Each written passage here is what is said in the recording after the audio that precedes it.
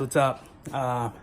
It's Saturday, weekend of Thanksgiving, and I got a really free break or pass today to just kind of do my own thing. And I decided to take the Super Duke 1290 out just to really take it through its paces once more. I mean, the last time I really drove it in any great detail was before I bought it, and since I bought it, I haven't ridden it much.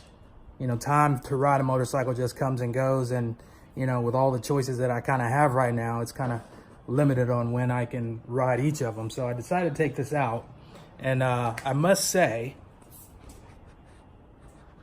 I quite like this bike. I quite like it a lot. I mean, the suspension could be a bit squishy, just because it's more of a all-around sort of bike, you know. I mean, it's the naked bike, so it's meant to be able to do all your regular riding, and then do some aggressive riding as well. So I did a little of both today, and that's a nice bike. So after riding it, I came back to the garage here and decided to, you know, check on my other items, make sure the batteries weren't all dead, because they all seem to die about the same time. And I decided to take out the RC51.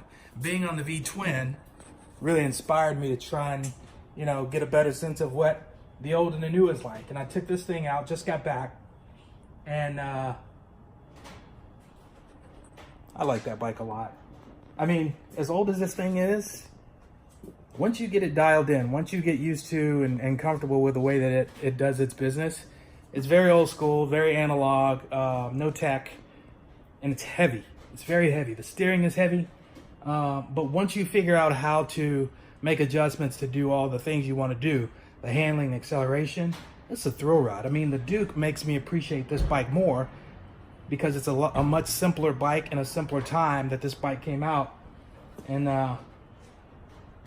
yeah, for the money I spent on this thing, it is money well spent.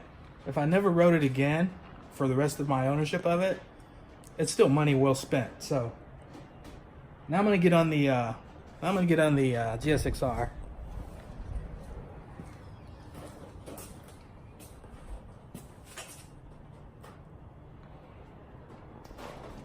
I'm actually gonna ride this one home. I like this bike a lot too. I took it out with some friends about maybe 2-3 months ago, and we did some really aggressive riding through some really fun roads. This bike is it's a precision bike. I mean, I know I've mentioned at one point selling it, and I kind of did a follow-up video after that day of riding, and it was something to the tune of, yeah, I don't know yet. So I'm gonna ride this one home just to kind of get a little bit of, you know, sense of how they all are alike and how they are all different. They're all motorcycles, they're all sporty, but they just all do everything so much differently. This bike, lighter than the RC51, newer than the RC51, more agile, more precision focused. Everything is just a little bit tighter. Power wise, they're about the same. Deliveries different. Obviously on the RC51, you're gonna get all that power coming on and all that torque coming on right as soon as you drop the clutch and take off.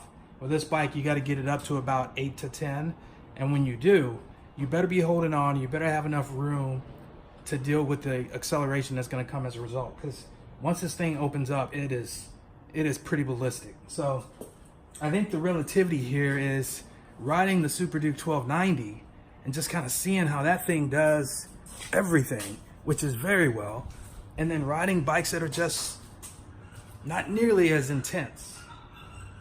And it's really a good comparison to do all in one time. I'm quite tired. Muscling this one around, that'll wear you out if nothing else, but I rode the Super Duke probably for a good hour and a half, maybe 2 hours. It was probably longer than that. It was well over 150, 160 miles I rode that. Great tank range on that bike.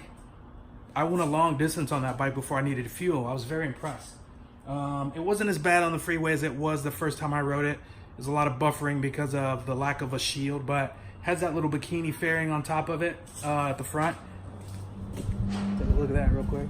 This guy right here, it doesn't do a ton, but when you're on the freeway, if you use it the right way, if you just tuck in as much as you can as you're on the freeway, it gives you a little bit of something. It's better than nothing because there's a lot of wind buffeting, and it doesn't project it up very high. So it probably goes up to about right here. So if you lean forward a bit and it hits your helmet, goes up over the helmet, then you're pretty good. So, but again, it was just I'm actually tired of holding this phone right now. But it was just a good day to ride, and wind was the weather was right. The wind wasn't too bad.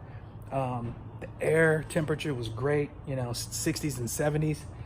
Went to the top of Elsinore, which is usually very foggy. It was very foggy today. I came out, the bike had like dew all over it, condensation, but really good day of riding.